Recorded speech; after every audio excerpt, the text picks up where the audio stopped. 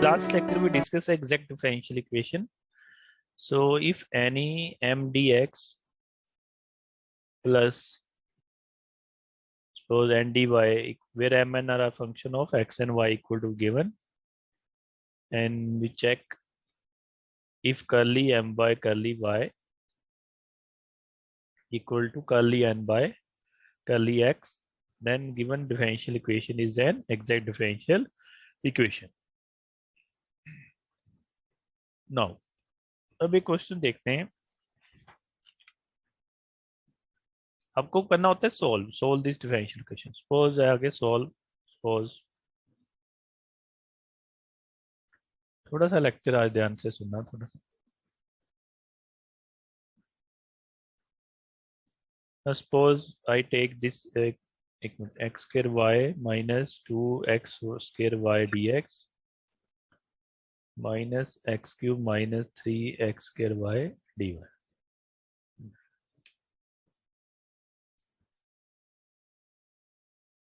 Suppose I take this equation x square y minus 2x y square dx minus x cube minus 3x square y dy equal to 0। Suppose ये question आ जाए, सो आपको dx dy दिख रहा है इस form में, so we compare it with this, इसके साथ कंपेयर करेंगे। What is m? m कितना आएगा? सो what is m?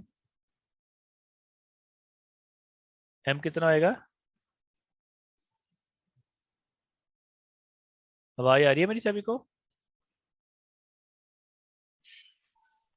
Yes, sir. Okay, m is coefficient of this dx is x square y minus 2xy square. minus 2xy square. Now what is n? n कितना आएगा anyone? What is n? Minus भी आएगा, ठीक है, minus भी साथ में आएगा, माइनस सीधे ही कर देते हैं, minus x cube and plus 3x square y. 3x square y। So आपने वो curly m by curly y किया, ध्यान से समझने, curly m by curly y किया, we partial differentiation of m respect to y की। So when we partial differentiation with respect to y, then x is constant, so ये answer आएगा x square and minus 4xy। और आपने next curly n by curly x किया, so here differentiation respect to x करेंगे, so this is minus 3x square और x square की 2x, तो कितना आएगा 6xy। नाउ क्या प्रॉब्लम हुई? Now curly m by curly y is not equal to curly n by curly x। इसका मतलब हमारी given differential equation exact differential equation अब नहीं है, तो इसका मतलब ये थोड़ा ना कि इसको सॉल्व नहीं करेंगे, ठीक है। So in this situation where curly m by curly y is not equal to curly n by curly y, तो ये बन गई, नया टॉपिक बना reduce the equation, reduce the equation to equation मतलब differential equation, reduce the differential equation to exact differential equation, exact differential equation। now अब आपको एक स्टेप और बढ़ गया कि पहले आपको रिड्यूस करनी पड़ेगी एग्जैक्ट डिफरेंशियल इक्वेशन में, सॉल्व वैसे ही होगी, देन सॉल्व वही दोबारा प्रोसेस, सारा आंसर वैसे निकलेगा। So where curly m by curly y is not equal to curly n by curly x, ठीक है। सो जो इसका मतलब जो नॉन एग्जैक्ट डिफरेंशियल इक्वेशन होती है, नॉन एग्जैक्ट डिफरेंशियल इक्वेशन है कोई, इसको एग्जैक्ट कैसे बना सकते हैं हम?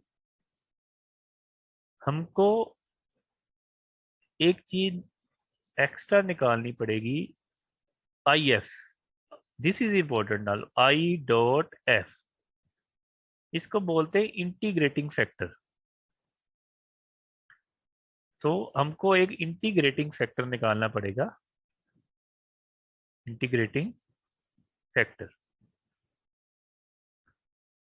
सो वो इंटीग्रेटिंग फैक्टर को नॉन एग्जैक्ट से हम जब मल्टीप्लाई करेंगे, आपको इंटीग्रेटिंग फैक्टर निकालना पड़ेगा। एक चीज, नई चीज इंट्रोड्यूस है, integrative factor. So what is the definition of integrative factor? क्या बनी, क्या डेफिनेशन बनेगी इसके हिसाब से, कौन बोलेगा? हाँ जी, तो बोलेगा what is the definition? Sir, it is the number by which if we multiply a it non-exact is a factor, differential it equation. Is कोई फैक्टर, नो नंबर, कोई फैक्टर, ऐसा फैक्टर जिसको नॉन एग्जैक्ट से multiply करेंगे तो वो उस equation को क्या बना दे, एग्जैक्ट डिफरेंशियल इक्वेशन बना दे। समझ लगी? So integrator is a factor when we multiply it by non-exact equation, then it becomes the given differential equation to exact differential equation। ठीक है, इंटीग्रेटिंग फैक्टर वो होता है जो नॉन एग्जैक्ट को जब मल्टीप्लाई करते हैं तो उसको एग्जैक्ट बना दे। अब ये इंटीग्रेटिंग फैक्टर निकालने के हमारे पास टोटल कितने मेथड्स हैं? 6 मेथड है। तो ये हमारा अगला टॉपिक हो गया।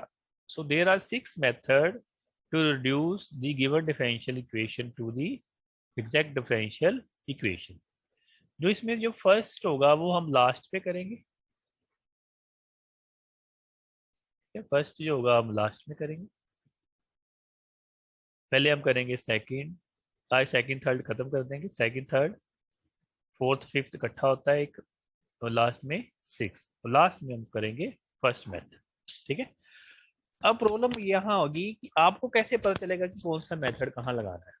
That is identification is gain, कि आपको कैसे पता चलेगा कि फर्स्ट मेथड लगना है, सेकंड लगना है, थर्ड लगना है, फोर्थ लगना है, फिफ्थ लगना है, सिक्स लगना है।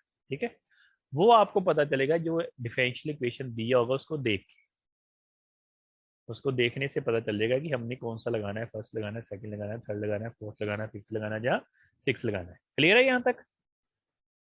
तो ये 6 मेथड क्या है, किस लिए है 6 मेथड,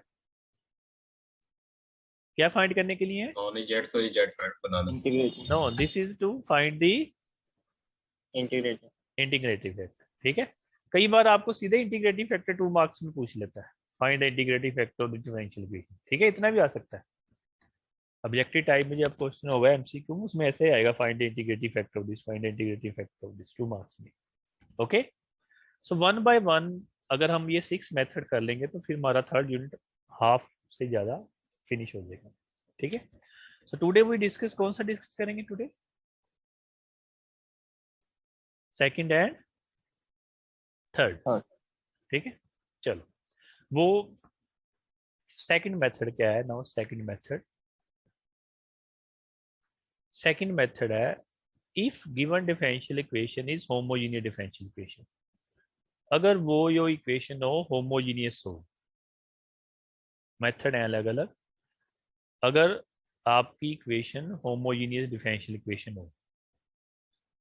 फॉर एग्जांपल जो भी मैंने क्वेश्चन लिखा था, होमोजेनियस डिफरेंशियल इक्वेशन क्या होती है, ये मान लो अभी मैंने ये लिखा था, कॉपी होगी आपके पास, इसमें देख लो, x square y minus 2x square y dx।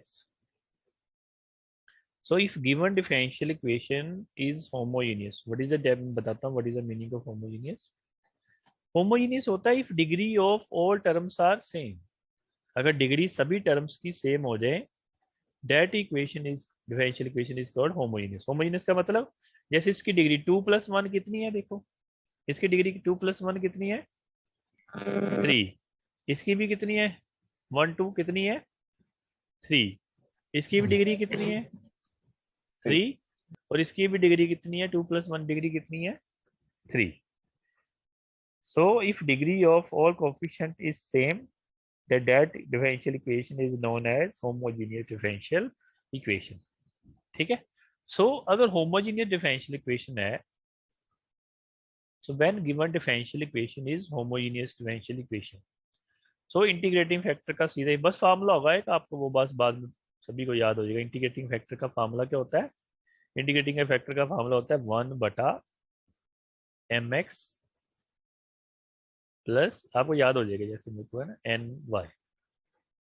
So this is the formula if given differential equation is homogeneous differential equation. ठीक है, तो ये तभी लगेगा अगर होमोजीनियस होगी, अदरवाइज नहीं. मान लो यहाँ 4 होता तो देन नहीं, फिर और अगला मेथड से अप्लाई करना था. Okay, so what is m? M कितना है? एम कितना है? अब इंटीग्रेटिंग फैक्टर निकालेंगे. एम कितना है? Quotient of dx. एम है x square y minus 2x y square, और एन कितना है? x cube minus minus 3x minus x cube plus, ये माइनस भी साथ में आएगा ना, ठीक है, 3x square yes Y.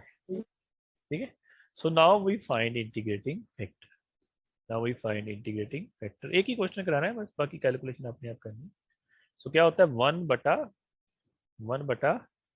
m को x से मल्टीप्लाई कर दो. कितना आएगा x से मल्टीप्लाई करेंगे? एक्स क्यूब, इसको x से मल्टीप्लाई कर रहा हूँ, एक्स क्यूब y और minus 2x square y square. ये माइनस, इसको किससे करना है? y से. माइनस एक्स क्यूब वाई, यहाँ वैल्यू भर रहा हूँ बस, कुछ नहीं कर रहा. माइनस एक्स क्यूब वाई, तो इसको x से मल्टीप्लाई कर रहा हूँ, y से कर रहा हूँ, दोनों को ऐड कर रहा हूँ, प्लस कितना? 3x square and Y square. जो कटता है काट देना है, अपने आप ही सिंपल हो जाना है. नहीं कट गया, प्लस माइनस ये कट गया, कितना बचा? 3 minus 2 x square x square by y square. So this is your integrating factor. कई बार 2 मार्क्स का क्वेश्चन इतना ही आ जाता है, find the integrating factor of the this differential equation. ठीक है, any problem in up to this step to find the integrating factor? किसी स्टूडेंट को प्रॉब्लम हो to find the integrating factor? Okay, sir ये फार्मूला तो बस homogeneous में लगेगा ना? हाँ, only for homogeneous. One by one discuss करेंगे. This method is applicable in case of homogeneous differential equation. One by one सारी करेंगे. राइट, अगर होमोजेनियस नहीं होएगा फिर हम थर्ड पे जाएंगे, थर्ड नहीं होएगा फिर फोर्थ पे जाएंगे, फोर्थ नहीं जाएगा फिफ्थ पे जाएंगे, फिफ्थ नहीं होगा सिक्स पे जाएंगे. ठीक है, सो आपको आइडेंटिफाई कहाँ हो जाएगा? अगर एग्जैक्ट तो नहीं है, अगर एग्जैक्ट है तो वो तो पहले वजह से ही होगा. अगर एग्जैक्ट नहीं है तो देन वही चेक करेंगे कि ये होमोजेनियस है कि नहीं है. अगर होमोजेनियस है तो then very simple formula integrating factor 1/mx plus my. अब क्या करना है आपने? क्या बोला मैंने? इस जो इंटीग्रेटिंग फैक्टर आपका आया है, इसको किससे मल्टीप्लाई करना है? एग्जैक्ट से. इससे. Non-exact से. ये जो फर्स्ट इक्वेशन आपको दी होगी इससे मल्टीप्लाई करना है. ठीक है, सो अब इसको हम मल्टीप्लाई करने जा रहे हैं. ये याद रखना 1/x स्क्वायर वाई स्क्वायर है, 1/x स्क्वायर वाई स्क्वायर है. Now we multiply by this. Sir आपने जो नोट्स भेजा था उसमें एक क्वेश्चन बनाने पर सर नहीं बना, वो भी इसी तरह का कुछ आ रहा था, बराबर नहीं आ रहा था सर. दोनों कर हाँ, लिए भाई, उसमें कर लिए. हो सकता है. जी सर. ठीक है, जी सर. सो इसको हम करेंगे 1 बटा कितना है एक्स स्क्वायर बाय, मल्टीप्लाई कर देना ना इससे, सारे से कर दे मल्टीप्लाई. yes तो सभी टर्म से मल्टीप्लाई होगा. कितनी आएगी? पहली टर्म कितनी बची? एक्स स्क्वायर कट गया, कितना बचा? 1/1 बटा वाई माइनस 2, नीचे एक्स बच गया. समय लग रही है ये? सभी के नीचे चलाइएगा, कट जे जो कट रहा है कट जाइए. ये आपका कितना आया?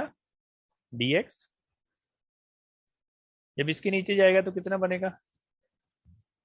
x/y square x बटा वाई स्क्वायर मल्टीप्लाई करना है, minus minus x square cut के कितना बचा? 3/y 3/y into dy equal to 0. अब जो आपकी यही इक्वेशन है, now this equation is exact differential equation. ठीक है, चेक नहीं करना होता, चेक पेपर में चेक नहीं करना होता, पर आप अपनी नॉलेज के लिए क्वेश्चन में अभी हम चेक कर लेते हैं कि अब ये मल्टीप्लाई कर दिया, now this is exact differential equation. चलो चेक कर लेते हैं हम नॉलेज के लिए. ये स्टेप कर रहा हूँ ना, this is for knowledge only. Paper में चेक नहीं करके बताना आपने, आपने सीधा लिख देना it is an exact differential equation, उसका सोल्यूशन निकाल देना. ये आपको आपके लिए बता रहा हूँ कि m कितना है? कितना है m?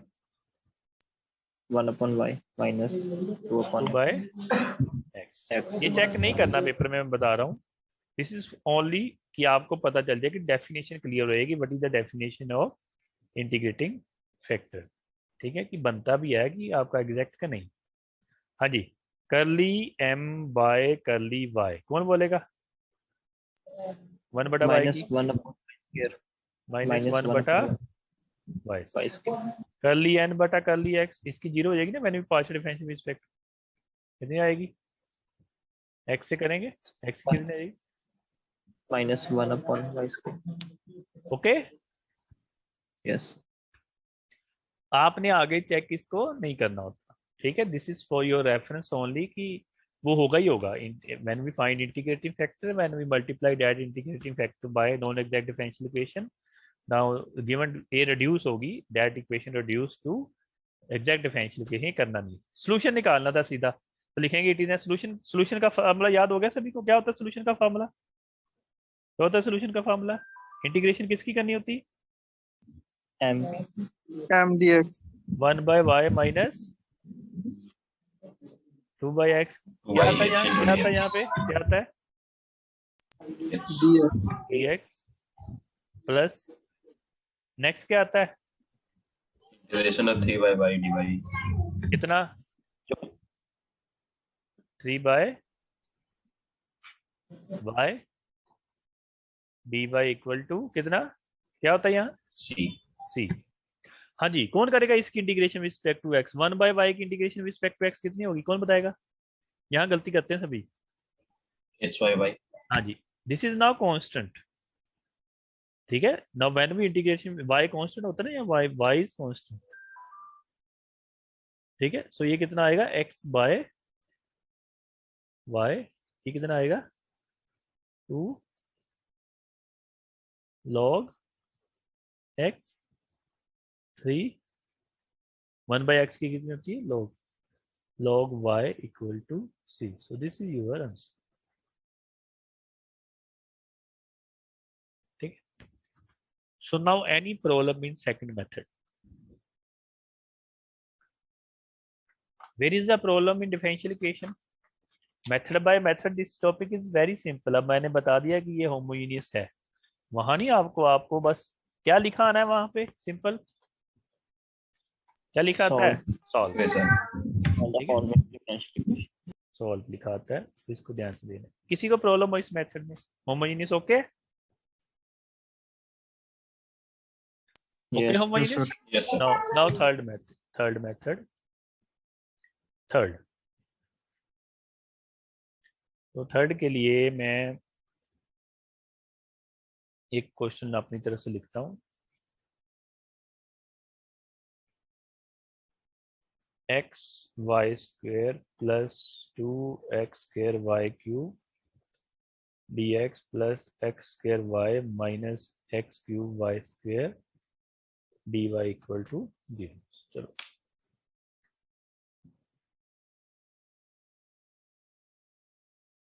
चलो, आपको कुछ नहीं, आपको बस ये लिखाया solve.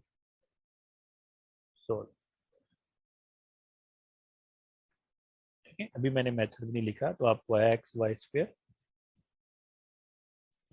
Square plus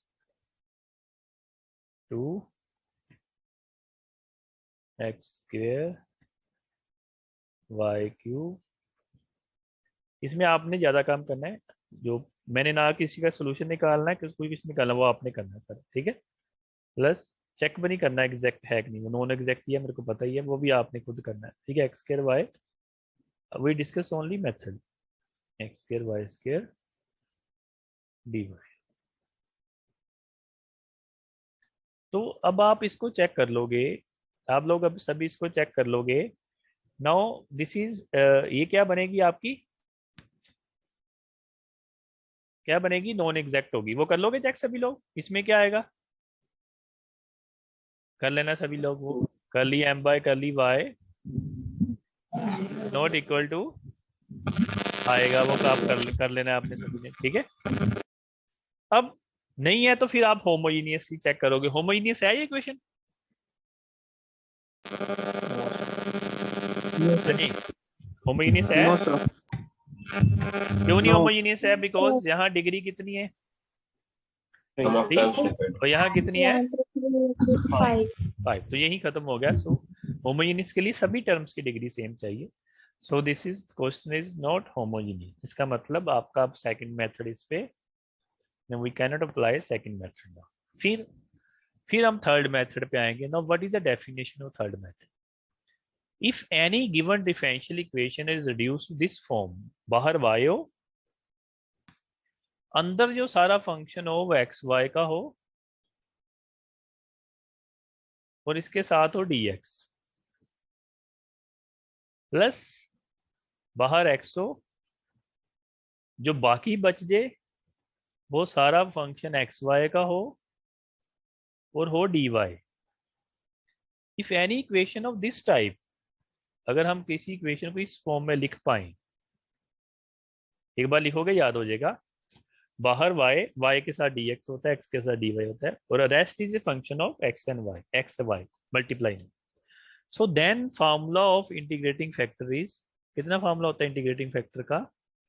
this formula is important, 1 बटा, पहले प्लस होता था माइनस हो जाएगा बस, mx माइनस ny। तो फिर आपने सेकंड पे जाना है कि अगर होमोजेनियस नहीं है तो देन सॉरी फिर थर्ड पे जाना है कि हमने फिर थर्ड चेक करना है, स्टेप बाय स्टेप होता है।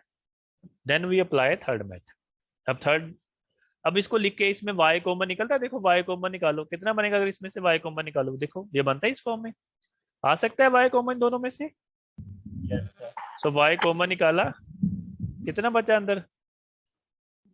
XY xy plus plus 2xy 2 x X square square y square, ठीक है, dx प्लस आगे इसमें से x कॉमन निकालो, कितना बचा? XY xy minus X square dy equal to 0, ठीक है। तो बाहर y है, जो बाकी बचा वो सारा xy, पावर सेम होनी चाहिए। अगर यहाँ 2 है यहाँ भी 2 है, that is function of xy। ये नहीं हो कि यहाँ 2 हो यहाँ 3 हो तो xy लिख दो, नो। फंक्शन ऑफ xy का मतलब सभी टर्म के xy होने चाहिए, xy और सेम पावर होनी चाहिए। यहाँ 1 है तो 1, 2 है 2, दोनों हो जाएगी, ठीक है। सो है इस फॉर्म में ये, Yes, sir. ठीक है। सो दिस इज फॉर्म ऑफ, ये लिख देनी है आपने, y into f1xy dx plus x into f into dy। So therefore इसका इंटीग्रेटिंग फैक्टर कितना होगा? So what is the integrating factor in this case? 1 बटा mx माइनस ny, ठीक है। तो क्या करोगे आप लोग, क्या करोगे आप सभी लोग, क्या करेंगे आप लोग? इसकी कैलकुलेशन करेंगे mx minus ny, integrating factor निकल जाएगा, कटवर्ड के जो भी आएगा उसको किससे मल्टीप्लाई करेंगे, किससे मल्टीप्लाई करेंगे उसको? Non yet. इसे क्या करेंगे हम?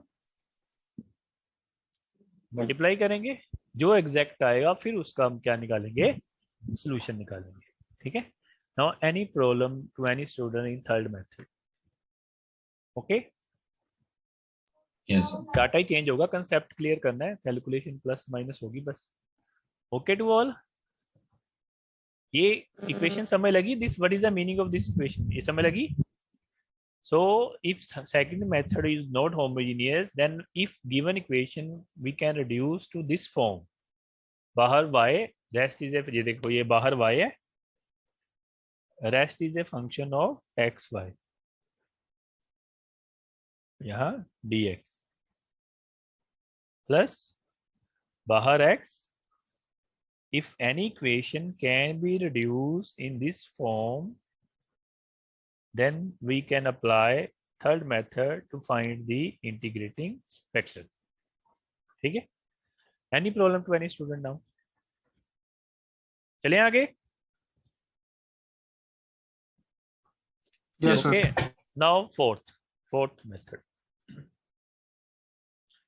फोर्थ मेथड पे आओ।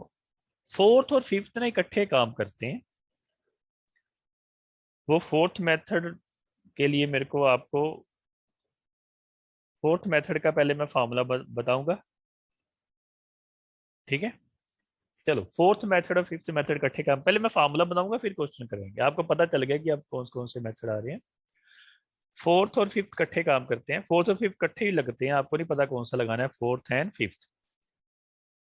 ट्राई कहां से करना है आपने, सबसे पहले कौन सा लगाना है, सेकंड। एग्जैक्ट। एग्जैक्ट तो है ही ना, अगर नॉन एग्जैक्ट तो सेकंड नहीं लगा, फिर थर्ड, थर्ड नहीं लगा तो फिर फोर्थ और फिफ्थ की देखेंगी, फोर्थ फिफ्थ में ज्यादा क्वेश्चन इसके आते हैं, फोर्थ और फिफ्थ के। ठीक है, फोर्थ और फिफ्थ। फोर्थ मेथड क्या है, मान लो आपकी एग्जैक्ट डिफरेंशियल इक्वेशन नहीं है, तो फिर आपने अब कर ली ये तभी शुरू, फिर आपने करना है, आपने निकालना है करली एम बाय करली वाई, ध्यान से देखना, करली एम बाय करली वाई निकालना है, माइनस इसमें से करना है करली एन बाय करली ए, निकाले होंगे आपने पहले, करली एन बाय करली एक्स, जो भी लास्ट में हो, लास्ट में क्या है, दो है ना एम, और लास्ट में क्या है, एन है ना, इसको एन से आपने क्या करना है, डिवाइड। ठीक है, अगर ये दोनों, ये सारा कुछ काट कूट के is a function of x only, is a function of F x, मतलब वाई का टर्म खत्म हो जाए, is function of F x only, समझ लगी, मतलब सारा वाई वाई ऊपर नीचे कट जाए, वो सारा आंसर किसमें बचे, सिर्फ किसमें बचे, एक्स में बचे, वाई वाली टर्म ही ना हो कोई। So then we can apply fourth method, अगर ये करने पे, और इसका इंटीग्रेटिंग फैक्टर कितना होगा, फिर इसका इंटीग्रेटिंग फैक्टर होगा एक्सपोनेंशियल इंटीग्रेशन ऑफ दिस, जितना एफ एक्स आया होगा dx।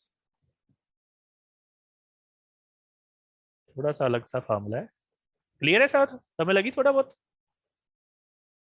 यस चलो फिफ्थ मेथड जब करेंगे ना क्वेश्चन फिर और क्लियर हो जाएगा। फिफ्थ सेम, इनको रिवर्स कर दो, curly n by curly x minus curly m by curly y, और डिवाइड बाय किससे आएगा, जो लास्ट में होता है, डिवाइड बाय किससे आएगा, M is a function of, किसका आएगा ये, इज ए फंक्शन ऑफ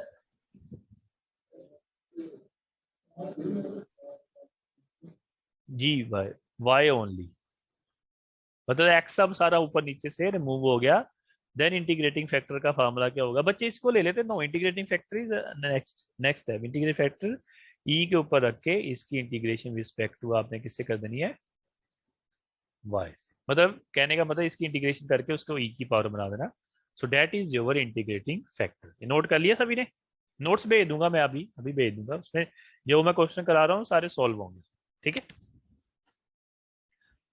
तो आपने बस ये समय लगा थोड़ा बहुत, अब आपको फॉर्मूला आपको थोड़ा सा एक बार लिखोगे, एक बार लिखोगे हो जाएगा, कोई बड़ी बात नहीं इसमें, एक बार लिखने से हो जाता है, ये सिंपल सा टॉपिक है, ज़्यादा बड़ा टॉपिक नहीं है। ठीक है, हम इसकी अब एग्जांपल लिखते हैं। एग्जांपल, अब आपको x मान लो एक x square plus y square plus x into d x plus x y into d y equal to 0। चलो एक इसकी एग्जांपल देते हैं हम अब, और आपको फिर अब प्रैक्टिस से पता चल जाएगा कि फोर्थ लगाना है या फिफ्थ लगाना है। अगर सेकंड थर्ड नहीं लगा रहा हूँ, मैं प्रैक्टिस से बता दूंगा कि आपको, नहीं तो दो लगा के देख लेना, ज़्यादा बड़ी बात तो नहीं है।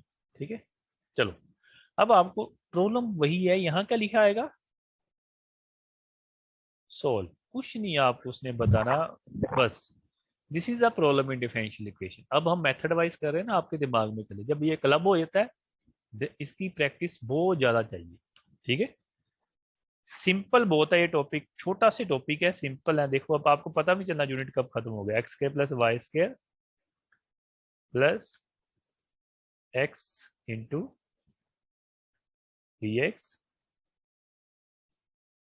Plus x y into d Y.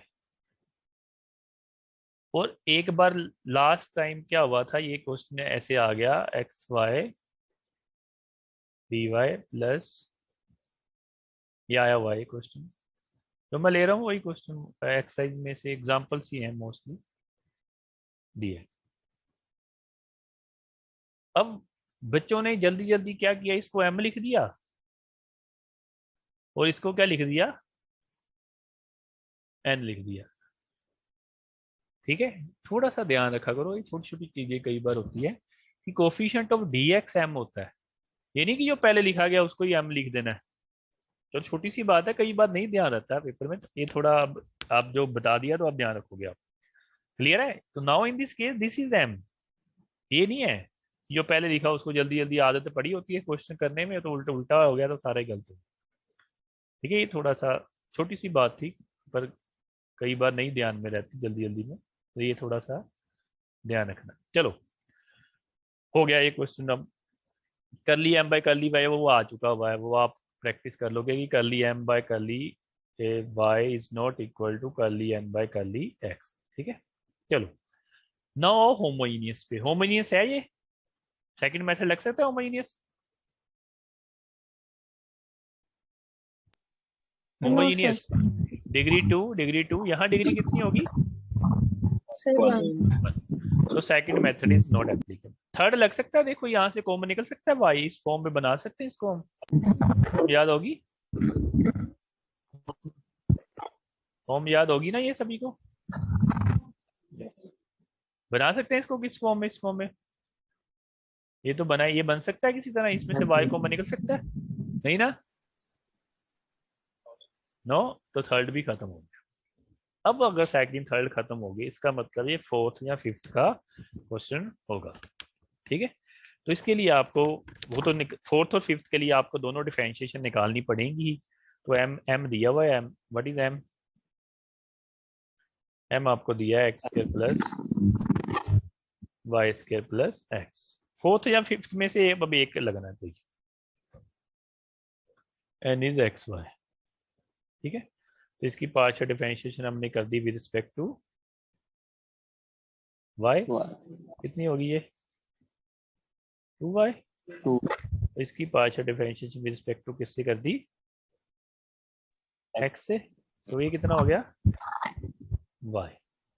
ठीक है, अब देखो, आप देखो ध्यान से, फोर्थ और जो फिफ्थ मेथड है, एक के नीचे क्या है आपके m, वो एक के नीचे क्या है n।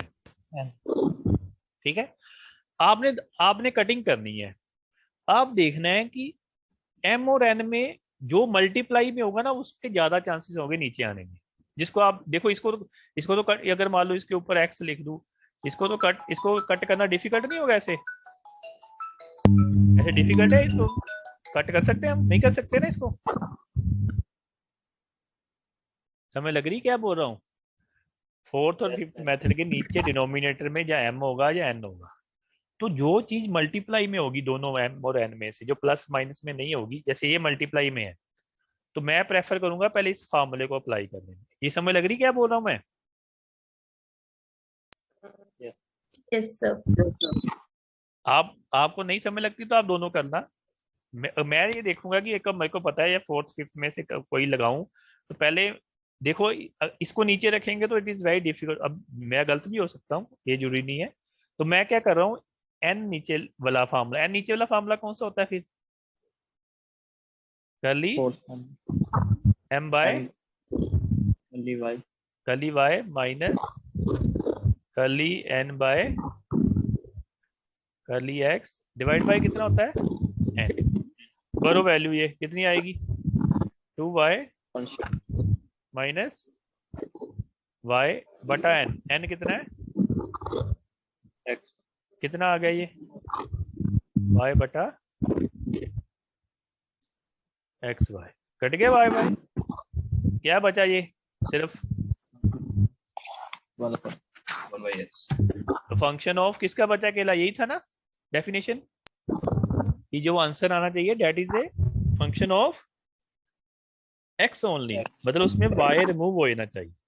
इसका मतलब ये फोर्थ वाले का ही, ये फोर्थ था ना, ये फोर्थ लिखाया था ना, ये कौन सा लगाया? जो भी है फोर्थ फिफ्थ का नाम ही दिया हुआ है, जो भी आपको देख नीचे mn वाला जो भी, तो is a function of x only.